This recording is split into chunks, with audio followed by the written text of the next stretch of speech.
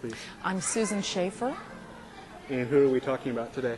We're talking about my dad, Clem Szafranski, who is now deceased and served in the U.S. Navy in the Medical Corps, attached to the Marines from 1943 until 1946.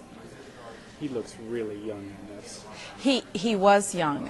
He was born in 23, so he was only 20 at the time.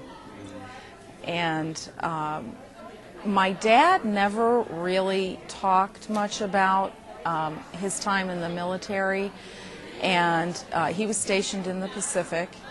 And even my older brother, who's 4 years older than I and served in the military, I thought perhaps may have shared stories with him, you know, that man-to-man, having shared perhaps similar experiences. But unbeknownst to me, they never really discussed much either.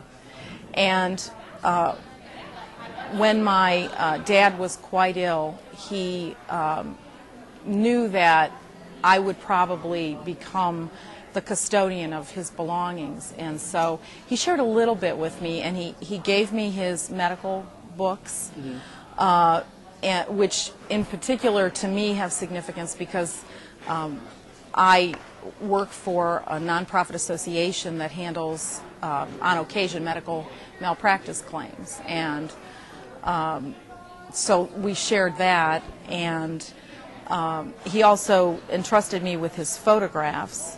And he served in occupied Japan after the war.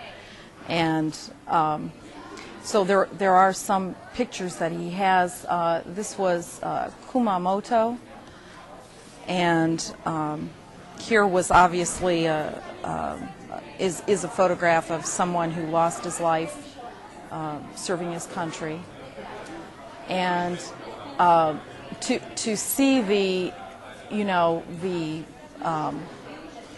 remains of Japan after the war really brings home you know, the importance of the history and what as a country, you know, we're still involved in, and the fact that he was in the medical corps, and I grew up watching episodes of MASH, and just having a true identification with it now that I never truly had before. My dad and I never really looked at these photographs together during his lifetime, and it just really makes me wonder if some of his reactions to life were, and his experiences in his life after the war, were tied to in fact, I'm sure they were tied to his experiences during the war and the things he saw, and the fact that he didn't share them. And looking at these photographs makes me realize that obviously he saw some horrible things, and drives home to me, the impact of